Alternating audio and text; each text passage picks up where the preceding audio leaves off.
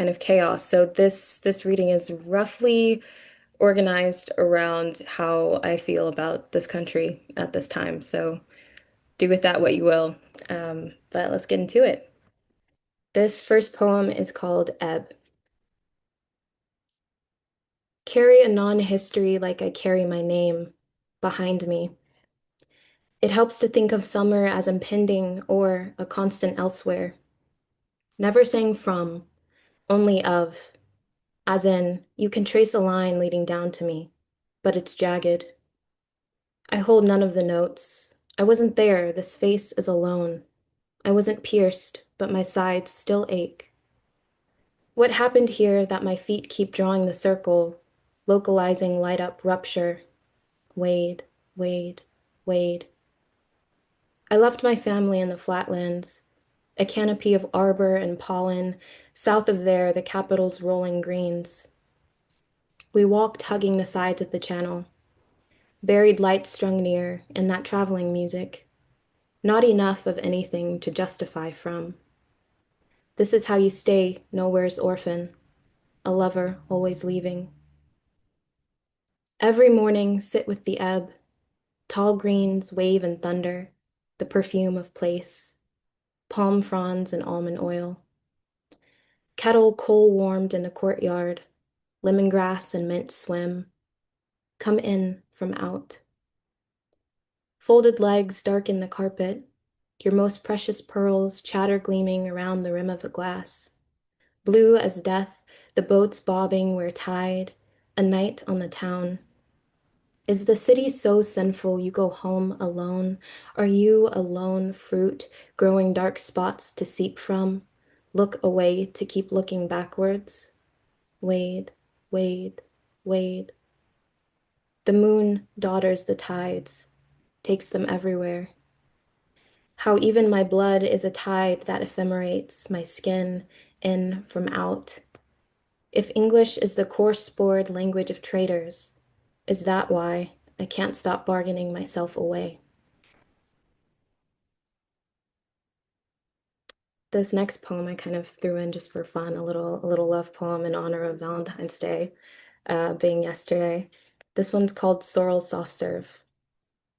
Sorrel Soft Serve. I love summer like I invented it.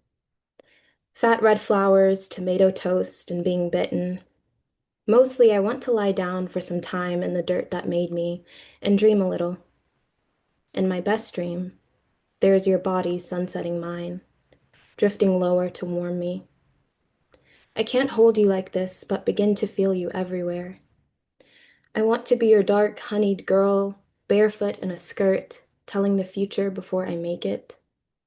Let me carve my name into the forbidden oak of your back. Hold your head in my hands, black as mercury, the Guadalupe at night. Let me kiss your lips, firm and unsmiling, like it doesn't bring me back to life just to do it. I love you like I invented you, like a Spartan, ready to die about it, to tear my clothes, to fall on every sword from here to the sea, Minoan blue. Mostly, I want to eat sorrel soft serve with you, somewhere as wet as it is green, where the heat whistles through the gap in its teeth.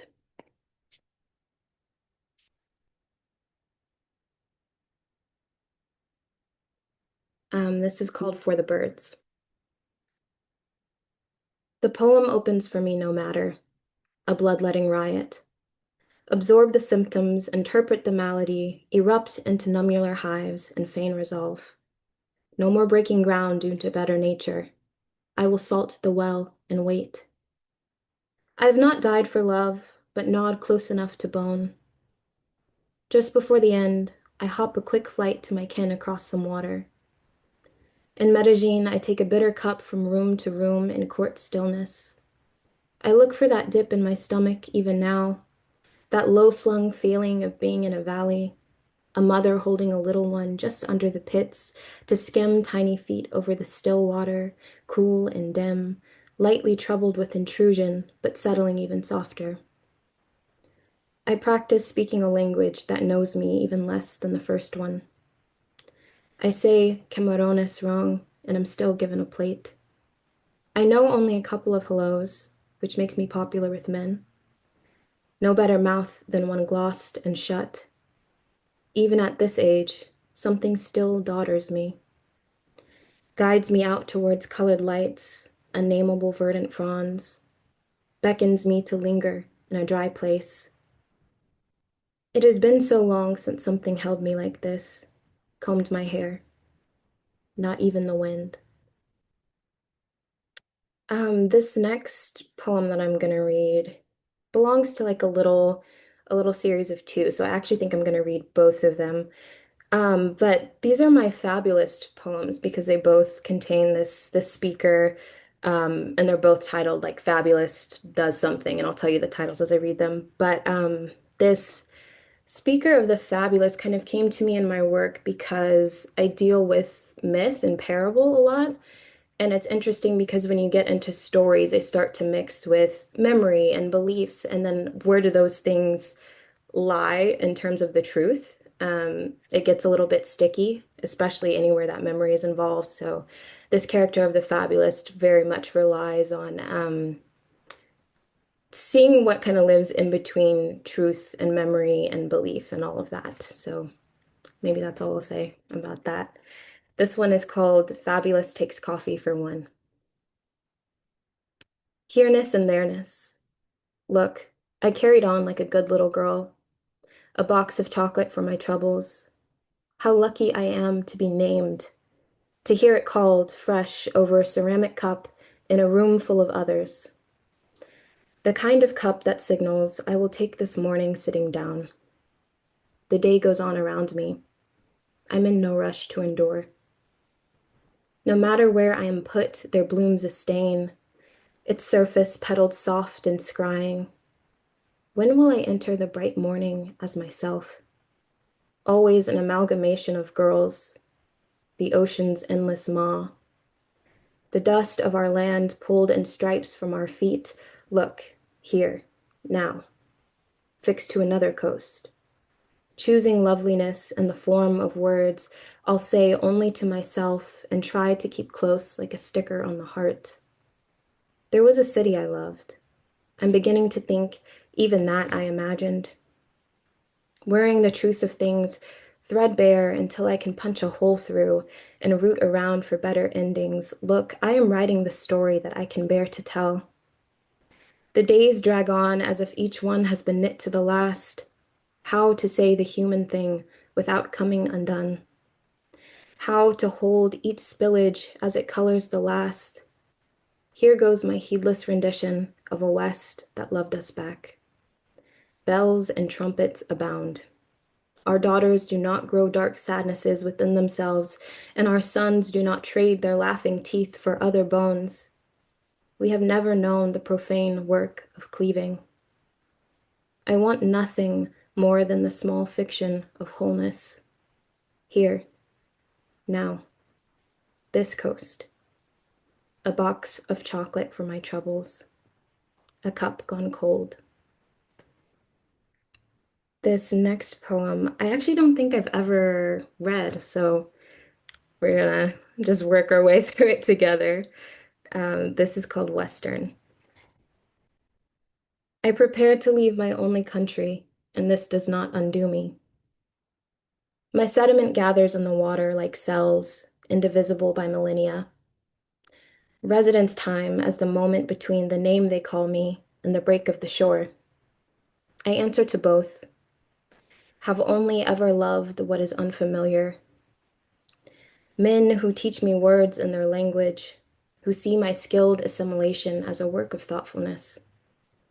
I appear to them as if cast for the part, my every precious moment telegraphed, painted silver and projected to a room full of hungry eyes. Do they know that every film with my body in it is a Western? The me on screen, kicking up red dust and fleeing the new natives as they try to name me over, braids lashing my back. I know they think the black girl bleeding her color into the horizon is a beautiful frame, the same way that all danger is beautiful when it is no danger to you. Venom safely stored in the copperhead's fangs, heat death reserved for someone else's children. All of us now tucked into our roles, cowboys, natives, watchers, runners, the stolen and the soon free. Okay, here's our second fabulous poem. Fabulous takes center stage. I do apologize for writing myself out of things. You see, no one pronounces my name right. I want to be beautiful and mysterious in the way of untouchable things, but keep stooping to play in puddles, showing my hand to anyone who will hold it. I believe that a pulse is not a pulse, but blood stuttering to surface. All the water that existed then is still there now. This body, an infinity pool of pluses and minuses, and everywhere I spill sprouts another season, and my bones build houses, and my hair tangles like wind with song. And I have no last name, but the name you called me last. This next one is the last poem I have prepared for tonight. And I wanted to end on a more meditative note because I feel like I said, I organized a reading about around some of my feelings towards this country right now, which are heavy and full of much disappointment, but also much hope in the people around us and our neighbors and the people that make our days worth living. But I want to end my portion of this reading on a lighter note, more focused on gratitude. This poem is called Devotions. To the small dark that made me, to strawberries and basil beneath my nail from chopping, sweet bits of left behind, to the slope of sun over your half-awake nose, regal in any light, to meeting myself over and over again at the edge of another season, to cattails, to water only one of us can stand in, to the shells I brought back, to late shuttles and the salt in your throat, to friends that crowd the table, insist upon taking their time, to the next color I paint my toes, to the talks I could have lived without, to corn-colored donut peaches, to the rain on last year's boots, to evidence of breath fogging my lenses, to leftover prayer, and then some laughter returning to my body, a dog at a familiar fence, even from yards away, sensing a shift in light. Thank you. I'm like catching up with the chat now. Thank you guys. Wow, Nikelle, thank you so much. I'm still just taking it all in, catching my breath. Wow, hearing you read your poems is literally like listening to you casting spells. So that was just so amazing to hear. I love the way you read them. I love the language in your poems. And I can't wait to discuss them more when we get to our Q&A. But for now, I'm so excited for our second poet of the night, who is Gavin Garza. Gavin Garza was raised in the Institute of Basic Life Principles, a Christian cult. Today, he's a Chicano poet studying at the University of California, Berkeley. His work is forthcoming or has appeared in the Cincinnati Review, The Shore, MudRoom, and several more. Garza stays rooted to Fresno, California, and you can also find Gavin's Instagram in the chat. Yeah, so please take it away, Gavin. We're so excited to hear you read. Hello, everyone. Thank you so much for being here tonight, and thank you so much, Nikelle, for your lovely reading. Oh my God. I have questions of my own, but um, really excited to be here. I think the last time I had like a public reading was May of last year. I took some time to like focus on my craft and take care of myself, away from all the applications, and the precarity of being a writer. So I'm excited to be here. Um, I've got 9 poems for y'all tonight. Some hits, some new shit. And when I'm in new community or reading in the place for the first time, I like to begin with an Ars Poetica. Um, Yeah, per personal tradition. So why don't we get things started? Fresno, Ars Poetica. On-ramps braided together the way a turnbuckle twists, and the sky was catching fire. Papa was a man of 15 to 20 phrases off the clock. He wouldn't talk if talking seemed rehearsed. He had about 20 to 30 imperatives on the road. Play the drinking beer song, take care of your jeans, mijo. Things of that nature. I couldn't tell you what led me to speak. Maybe it was too early for the radio, and I didn't like silence yet. But I asked him, why do you do what you do? And he laid his life so bare that I still want to clothe him. The grape strikes he'd picketed, the marriage papers he'd clipped, the salsa lessons he'd forgotten. All of it. I gotta be on the ground, mijo. Then he turned to me, his left hand on the wheel and the right's a finger gun, with a new imperative. I don't care what you do, don't let me catch you in the fields. The sun was lemon enough from the windshield. I put it in my mouth. For this next piece, all right, I should stick at the next two. I briefly want to talk a bit about self-commodification, because I think, especially as poets, and especially talking with Berkeley faculty about this, it's very easy to feel pigeonholed to one thing, whether it's one identity, one experience. I think, especially for poets of color, like white people love to read about what they've done to you. And for a long time, I tried to write about the church and my experiences with Christianity solely just as that, right? Making the traumatic, esoteric, and whatnot. And this was the first poem I wrote when I got to Berkeley, as if to say, this is my past, and just kind of letting it go and acknowledging the multitudes I have within me. Why I still can't talk about IBLP. I-5. The windshield was fogged with holocene, and spear thistle, like speedometer needles, stood stiff. Driving up the declivity, thirsty, not only was this my first breath of marine lair, but the last of my father's valley. His gardens were full of thistle, full of weeds, weeds tall, nestled within parched perennials and apparitional topsoil. Weeds within our lemon gloves, weeds within our praying cuticles, weeds and weeds and weeds who were only ordained to choke that to whom we returned, miraged as mustard seeds. In hindsight, it's a wonder how my tongue tore out. I bit from their leaves, I toothpicked their espinas, I spit out their myrrh and chlorophyll, I hacked their yellowed branches like the sword of Christ's mouth. There are no scriptures where laborers prove worth to landowners, only vignettes about passing them at the shoulder. So I sipped off ramps, fresh spirit, more confluence than baptism. I sipped on the bay. I deserve to be here, I thought, but didn't suppose. And that's when my Holocene faded. This happened, I think. That's all my body remembers. Segueing and still on the topic of self-commodification, dating. So, I wish Bell Hooks were still alive for many reasons, but I would love to hear her thoughts on capitalistic patriarchy in relation to dating apps and the dating scene right now, because it feels very curated, very performative. What's authentic is cringe.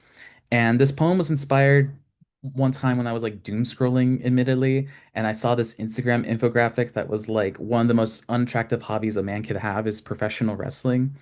And um my thesis is on wrestling, and so I kind of wanted to defend myself a little bit with this one. How I plan to explain my love for professional wrestling on the first date. And it begins with an epigraph from Ocean Vuong.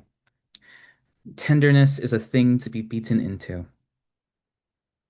Okay, so basically, professional wrestling is the last bastion of American theater still accessible to the working class.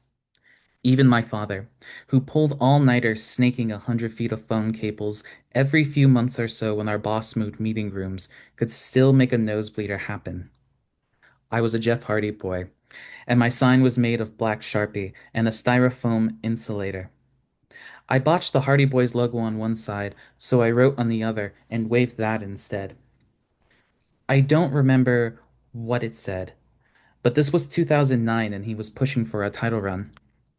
CM Punk just a few weeks before had torn him limb from limb on the mic for his painkiller addiction.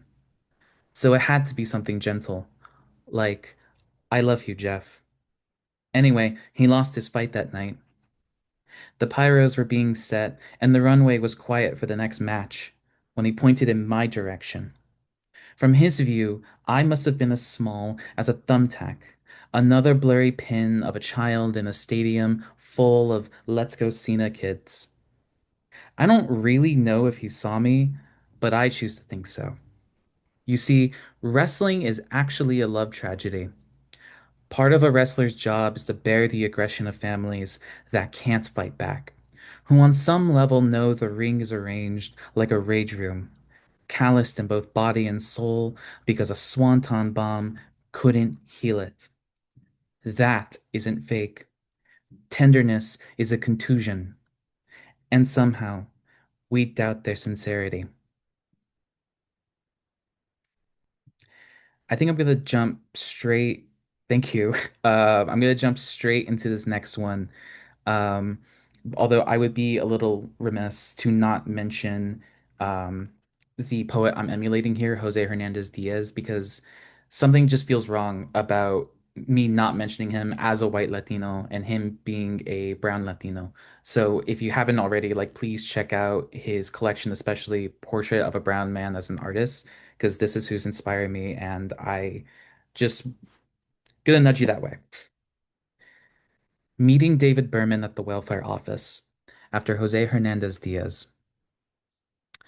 What gave him away was we could both hear an American flag burning. David sat across, his take a number ticket poking out from his patch pocket. The blinds were open. We could see the particles sloping between us. He'd been polite enough to listen to all my record crate schmaltz before asking where I was from. And I was stunned, because I knew that he knew that I held him in such high regard, yet wasn't into all that. The armpit of California, I said. You mean the Rust Belt, he replied. Suddenly, the telecom called a number like a drywall sander. We watched the guy get up and leave before resuming talks of truck stop diners and his trip to Romania. He mentioned Cassie before clenching his throat. I thought about asking, as a joke, what brought us here, but he knew that I knew that it was too on the nose to be funny. He put the gum he'd been working on back in its wrapper and into his shirt. Abatement was the only dignity within that county limit.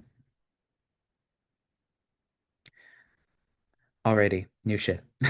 Um, so from here on out, I think every poem here, yeah, every poem here after this is a prose poem. So just kind of a heads up there. Sonnet in name only, and it begins with an epigraph from the book of Matthew. Then Jesus was led up by the Spirit into the wilderness to be tempted by the devil. My family was the strict Christian type. No movies, no dating, no secular music. Mom once told me kids shouldn't watch Justice League because it was witchcraft. I watched Jesus Camp years later on an iPod Touch, and nothing about Harry Potter getting called the devil seemed strange to me. That same iPod made me the scapegoat. She sent me away for a week to wine country with my uncle, the black sheep, to help him turn must into Madeira. Before I could ask about the rules of the house, he tossed a copy of Rolling Stones' top 500 greatest albums at me. He said, pick a gospel. Uncle had so many records that they were tacked onto his walls. I had no idea what I was looking at, but Bjork was pretty, and that scared me. Sometimes I wonder if Mom felt the premonition over the county line. He played Silver Jew's American Water when I took too long. The needle dropped, and all I heard was, in 1984, I was hospitalized for approaching perfection. His girlfriend, pregnant, sang along from the couch as he sliced brisket. Both got sauce in their hair from the way they ate. She was pretty, and that scared him. After dinner, we went to the premiere of Man of Steel. Soup shared a premarital kiss with Lewis, and I thought that was it. That was the end of me. But then Soup saved the city, which I read as Babylon, and that was that. We left through the fire exit, and it was a new moon. Grapevines rattled in the dark. This next poem is about, half joking here, an alternate universe where I workshopped with anyone besides Solma Sharif last semester. Class metaphor. The workshop facilitator instructs us not to lead the reader with a heavy hand. If you're gonna write, be implicit. If you're gonna be implicit, employ metaphor. To practice metaphor, read metaphor, is to practice poetry, like faith. The strongest way to evangelize the reader is with an imperative. Read. I'm told. Read to save democracy. I read. Employ repetition to amplify the precarity of the poem's breath. Often I read poetry, and it's a collection of ahas, all hand, no heart, soft as simile. My backpack goes everywhere I go, trucking paperbacks. The next revolution. What is the revolution if not a rapture? I joke. Man, my back hurts. I'm told, soften your connotations. I say, every image, every object bears a connotation. I say, the average paperback costs 17.85 when the minimum wage is 7.25. I say, each paperback costs 3 hours after tax. I say, there's 10 paperbacks in my bag, do the math. I say, you soften the word democracy into a platitude. I say, I can't afford to keep reading books. I say, my back, my back, my back. I'm told the metaphor, the metaphor, the metaphor. These next two poems are a little scary for me to read, but I was particularly inspired by Christian Hayter, who you might know as the musician Lingua Ignota. She studied also at Brown for her MFA. Um, and she once could be quoted by saying that there's no right way of being a survivor. What I talk about when I talk about boxing. After the gang stalking, I started reciting a Muhammad Ali poem. There's a page for me, we on poemanalysis.com. Some shit about collectivity, as if community isn't a euphemism for safety. I picked up a poem, a martial art, when a community threatened my safety. No, what's really hitting are the phonetics. Me, we, jab, cross. One punch loads the other. Me, we, me, we. I suppose hooks are the interrogative. You. Coach says to really lay it in if I need to air something out. So lately it's been a lot of you, from my end. Sometimes I cry onto the bag after hitting it, a stream of pronouns. Since I've started, all that every other poet's hand has shown is how it wishes it were a boxer's. All that every other poem does now is curl itself into a fist. All that I asked for was community. I don't picture my stalker's face as the bag. I never wanted to fight. You. I never wanted to fight.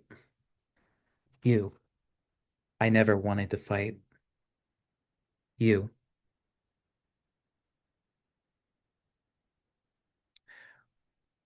What I talk about when I talk about Mike Tyson, and it begins with an epigraph from Molly Brodak.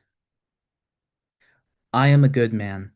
The amount of fear I am okay with is insane.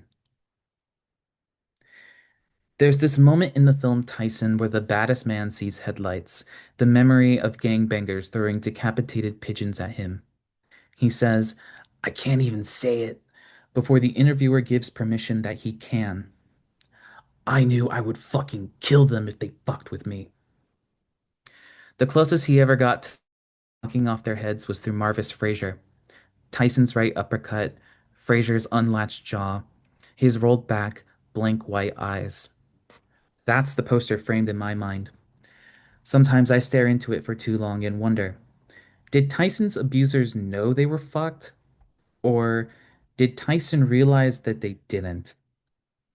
I box 5 times a week and have a concussion on my medical record. And maybe that's my abuser's doing, but it feels like mine. I, too, am a dichotomous man. The hands that coddle pigeons are the knuckles that pierce the leather in my gloves. I say I'm moving on as much as I fantasize about permission, the scenario of self-defense, an unwanted apology, or their hands gripping my throat. All I need is a reason. All I want is to run. Every day I hit a window. So this last piece is a bit of a visual affair. It's a hybrid piece. So it's one part micro memoir, one part erasure poem, and I'll be reading both versions, and I will share it on the screen right now. 1 second. Okay, cool. So all I'll say about this poem is that I wanted this to be my version of like, can everyone see it by the way? Just a quick nod if everyone, okay, cool, cool. I was thinking about this interview once of Nina Simone talking about Sinnerman and how she wanted an encore that would just like level everyone. And so this was a very futile attempt at that because there's no beating Nina Simone. But The Last of the Green. The gist of the story goes something like this. Mom and Dad got married at the Tropicana Las Vegas before either were 21. Mom and Dad say they saved themselves for marriage. Mom's mother-in-law says it was a shotgun wedding. Mom says she wanted kids, and Dad says he wanted kids anywhere but Fresno. Mom and Dad say they covered their eyes and stuck a thumbtack into Fresno by chance, San Luis Obispo by chance. They cooped up in an apartment near Arroyo Grande. I was born a year later, Trin a year after that. Mom says she wasn't taught about contraceptives, but that we were both planned. Trin says that she's been told a different story. Mom says the only way I'd fall asleep was if she buckled me in the car seat and sang Drive by Incubus. Dad says she put me on top of the dryer as it spun. He worked everything: security, warehouse, pizza delivery. Mom says he'd keep pizzas in the oven instead of the fridge and call it meal prep. Mom says the pizzas could get green. Dad's never denied this. Mom says she worked customer service before quitting. Mom says I called the nanny Mama once when picking me up after work. How that was her last straw. That story always changes somehow. Nobody can say what Mom did once she got to stay at home. Dad says Mom would spend entire days calling home. Dad says his mother-in-law put the fear of God in her to move back to Fresno. Mom says when both her kids got an autism diagnosis, it became too much to handle on her own. Mom says Dad worked too much. Dad's mother-in-law says Dad had workplace affairs. Dad's never denied this. Mom says I didn't say my first word until we got to Fresno, which wasn't mama, but hey. My therapist says neglect can manifest itself into muteness and how that can pass as an autistic trait. I believe it when Mom says hey was my first word. I only know where the apartment is because we make day trips to it. Once a year, every year. Dad's never said why he caved in. Mom's never said why she'd go mute on the drive there or back. We did this as a family for 20 odd years. Since the divorce, Dad says he went to watch the Tropicana level into sea glass. Mom says she still wonders about the nanny. The Last of the Green. The gist of the story goes something like this. Mom and Dad got married at the Tropicana Las Vegas.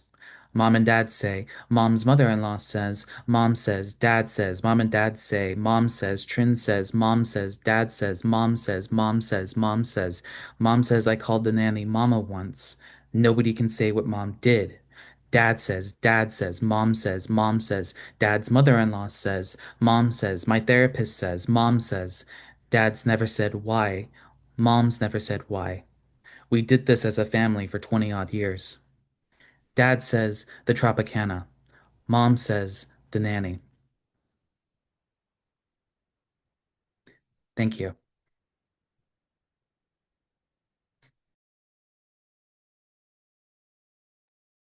Wow, thank you so, so much, Gavin. That was so amazing. Your reading, it was so animated and activated, and what powerful storytelling you were doing in those poems. Both Nikelle and Gavin, your guys' readings were such a treat, and I'm so excited to now move into the Q&A portion of the night. I'm sure everyone in our audience, just like me and Tondue, are really excited to discuss your guys' poetry. So I want to open it up to our audience to ask any questions. And if we need any help coming up with questions, I'm happy to jump in. Tondue is also happy to jump in. But yeah, any questions for our readers right now?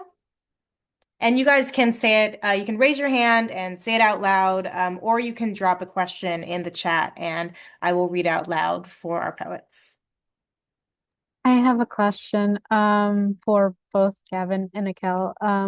When it comes to revision, how do you go about that? Do you have like a general idea? Do you play around with language or the paper? Yeah, or is there something that you focus on? It can be like a line, a word, or even a form.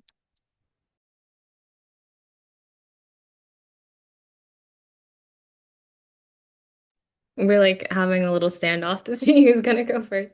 I can answer that first. Well, thank you for the question. I think for me, it's different with every piece, but I think in general, I have to live with it for a little while. And I read things out loud a lot and a lot with movement. I need to be like walking or pacing outside or walking like around a body of water or something like that. I don't know why. I just think it sounds different. It feels different on your body when you're kind of listening to it like that, and the way that it falls on my ear um, affects how I want it to look on the page as well. So I think that's typically how I approach it. Every piece is different though. If I'm writing like a long poem, if I'm writing a long poem, for some reason it becomes less about how it sounds and more about how it looks. Those just read more visually to me. So I think it's really different all the time, but in general, like getting the kind of rhythm into your body with like walking and just hearing the words aloud tends to help me. But I'm curious to hear Gavin's take. Yeah. First of all, thank you for asking. Every poem feels like a very subconscious experience for me. So I feel like I learn something new about myself every time I like sit down and write something. Um, like specifically for class metaphor, like I didn't realize that there was this like evangelical language kind of surfacing until after I came back to it. Um, and so going back to revision one, it's kind of like picking out those elements that I feel like need to be amplified or explored more, and making that less more explicit. You know, I want to give the reader the thing, so to speak. Um, and two, especially when I'm playing with like line breaks, I try to think like how does a line break amplify like the precarity in the breath in which that particular line needs to be like pronounced or read. Um, so that explains also like the fragmentation and the indentations that I use as well. So it always comes back to I form is the function of the poem, and I think especially for prose, it's like if it feels weighty and heavy reading, yeah, it's probably because like the language itself is.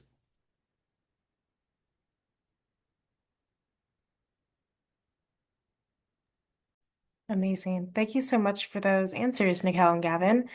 And it looks like we have a couple more questions in the chat. We have one for Nikelle and one for Gavin. So for Nikelle, how did you arrive at some of the images and motifs in your poems? What are your inspirations and obsessions as an artist? That's such an amazing question. Thank you. How do I arrive at some of the images and motifs? How do I even go about answering? I also work in a visual medium, like I'm a filmmaker. So it's strange. A lot of the time when I'm writing, it's almost like I'm translating. I feel like I have the image first and the words later. Um, yeah, I don't know like how or why that is, but as far as obsessions and inspirations, oh my God. I think Gavin, we might have this in common, just the influence of religion and like the past is a big one for me. I'm like a huge ex-evangelical. So I think that in itself is kind of an obsession, something that I might not have chosen, but has shaped like so much of my life. And then I've, spent time trying to get away from, facets of that. I think that that could definitely count as an obsession. And I think in general, I have a lot of language in my poems that lends itself to the biblical. Maybe not in the set I read tonight, from the way I organized them, but I think that's definitely an obsession of mine. I'm obsessed with love. I think all of life is about love or the absence of it, and I'm always kind of writing to that point. So I think those are probably my two main obsessions. But thank you for the question. That's so like interesting to think about. Amazing. Thank you, Nikelle. And then the question for Gavin is, how do you balance irony and sincerity in your poems? Thank you for the question. I think it's two things. One, I write primarily in plain speech, and there's a few reasons for that, I think all of which are political, but primarily, I think plain speech is the vernacular of the working class, and I think that tends to get underrepresented in an art form that is so fixated on esotericism and obfuscating political and sociological realities. So, going back to plain speech, it's like on one hand, it goes back to like just this like subconscious way of speaking. Like I'm not really thinking about it when I'm writing initially, because it just feels like that's just part of it. Like, um, you know, like I'm trying to make the reading experience feel as immediate as possible, at least when I'm writing it down. But when I go back to revision, I think about um, I think about Kathy Park Hong and how much she studies stand-up comedians and how they can balance levity with deadpan and various epistemologies, right? Like I, in particular, really love Mitch Hedberg. Because he just knew the right moment when to add just like a dash of levity to just like some really serious shit that he was talking about. And I think most comedians um, would agree with that. So I think that also kind of goes back to studying outside of poetry to like study musicians and comedians and auteurs. Um, yeah. Amazing. Thank you so much, Gavin. And Mhm. Nikelle actually has a question for you, Gavin. Oh, Nikelle wants to know, what role does place play in your poems? They felt like they had their own topography at times. mm, I think this is a good question. Taking off like the poet hat for a second. Uh, Being a transfer student from Fresno, California, which is one of the most polluted spots in the United States, and transferring to Berkeley was like total whiplash. And UC Berkeley is also one of the only colleges in the state of California that is not a certified Hispanic serving institution. And so I think a lot of why there is so much topography and geography and fixation on place in my poetry is because one, being a white Latino, I don't want to retreat into my own whiteness. Um, Two, I need to remember where I came back from, a la Fresno Ars Poetica. Like I don't want to forget that. That is, um, I mean, that's where I came from. That's what molded me. That's what molded my political thinking. Like, how could I forget that? Um, I think that's primarily it, actually. Yeah, like I want to resist retreating into my own whiteness. And I also want to illuminate other parts of California that are often forgotten in California's history. Because California is a massive state, and yet somehow we primarily talk about LA and the Bay Area. Absolutely. Thank you so much for answering that, Gavin. Mhm. And I think we should have time for maybe one other question for poets, if anyone else would like to jump in with one.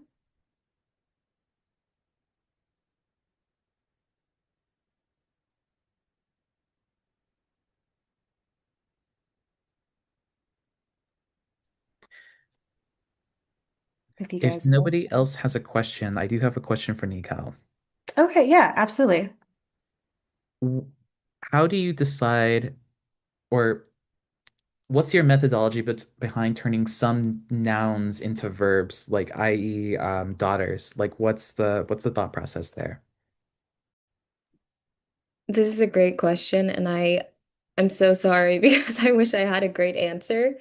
And I don't. It is purely how it feels to me and lands on my ear, honestly.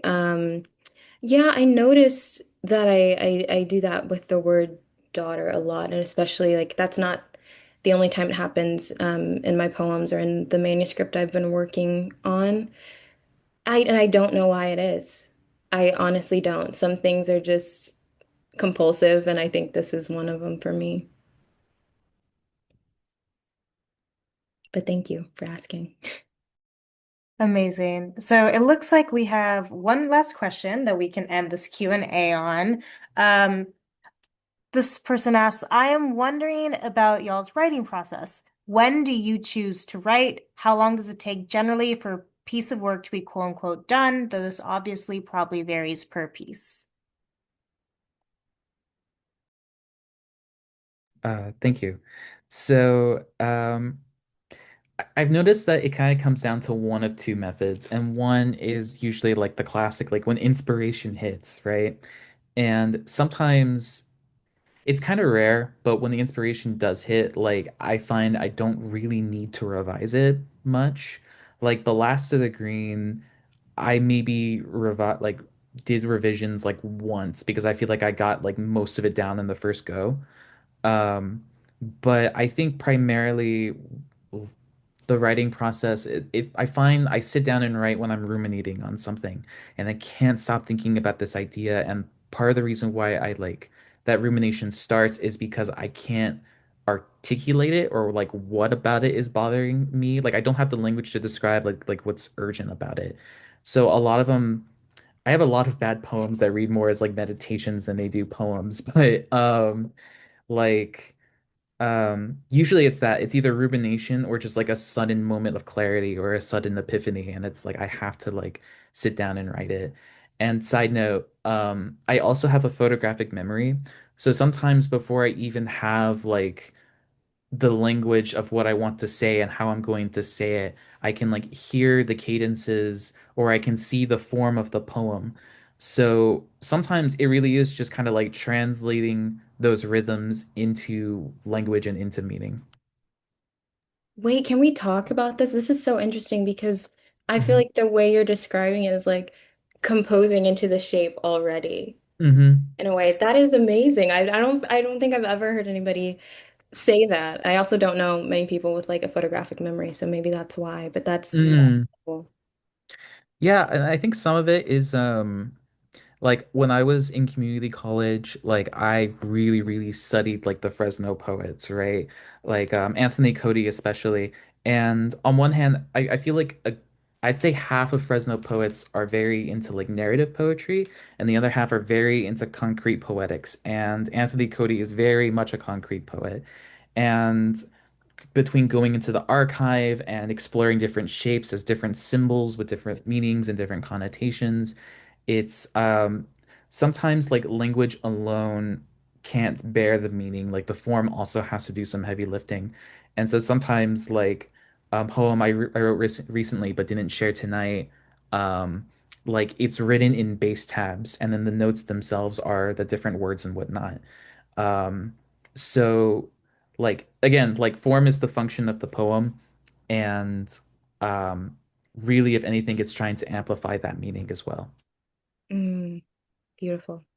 Mhm. I love just like hearing other writers speak because I'm like, this is not how my mind works, but it's beautiful to hear how yours Mhm. does, especially when it comes to the actual like composing of the thing. I love that. Mm, thank you. I love to hear more on your end. What do you have to share? Yeah, I want to go back to the question. Wondering about our writing process. When do we choose to write? How long does it take generally for a piece of work to be done? Varies piece by piece. I think I write very it's weird because it's consistent, but it's also irregular. Like I'll write anywhere and all the time, but it's usually in like little fragments, and then I kind of Hmm. go back um, and gather them into a shape of a poem. And then there are those rare times where I don't know, something's just kind of been sitting with me, and when I finally sit down at my desk, it just comes out like fully formed. But I think that when that happens, it's usually attached to some kind of intense emotional thing. Hmm. Last year, I was just going through a long period of grief for many different reasons, but having just lost a lot of people in my life that were close to me last year. And Hmm. I was in the middle of grad school and like teaching and writing my manuscripts. It was absolutely like the worst time for something like that to happen. Um, and while that was happening, I thought the book I was working on was kind of already done, but I ended up like opening it back up and sitting down and writing this long poem that came out pretty much fully formed, like not like you were saying, Gavin, Hmm. not many revisions at all. It just kind of was its own thing, like 7 pages of that poem that just wanted to come into the world that way. And sometimes it happens, but not usually. That one felt done, but it's also because it had been just like weighing on my spirit. So I think that's a big reason why I'd spent a lot of time with that poem, in my mind and in my body, if not on the page. Hmm.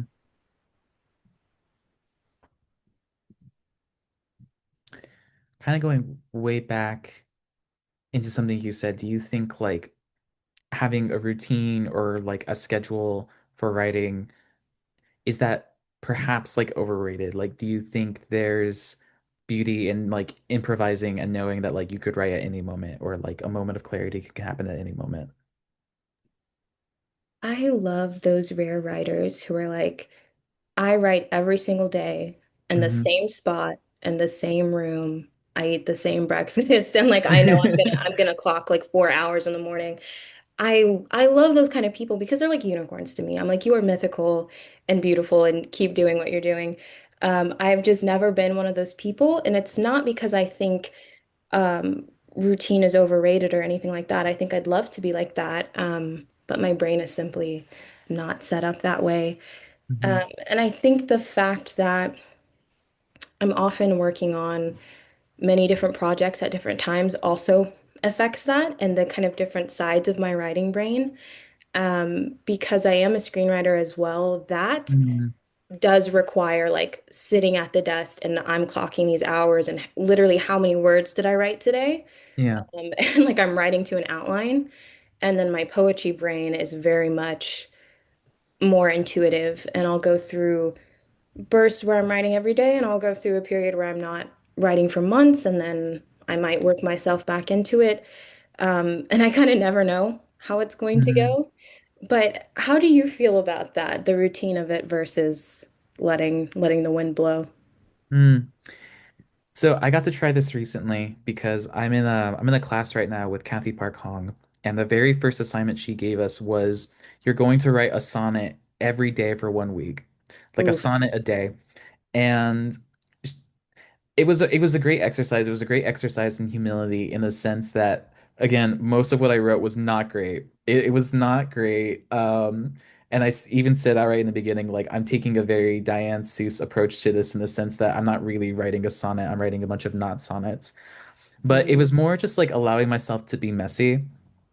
Um, because again, like kind of going back to like this idea of self-commodification and, being a poet and like the precarity of being a poet in this political climate and within the job market right now. It's like it I think there's this propensity to like want to be perfect and to have it, and especially when like mm, those rare moments where like we've been talking about of just like when a poem just comes out like your 7 page piece, right, where you don't really have to revise it. It's like when you can't do that all the time, and when you can't be the poet that other people expect you to be, mm, um like it's scary, right? So I think if routine is good for anything, it's allowing yourself to be messy, um and like sitting with that and also knowing that like there's um you have nothing to prove. Yeah. Hmm. That's so interesting because usually people don't speak about routine as anything other than a tool for perfection or at least Yeah. progress, you know. But I like Yeah. what you said about using it to be messy, even if that's daily, you know. I think Hmm. that's important, and I think so much of writing is just the exploration. Hmm.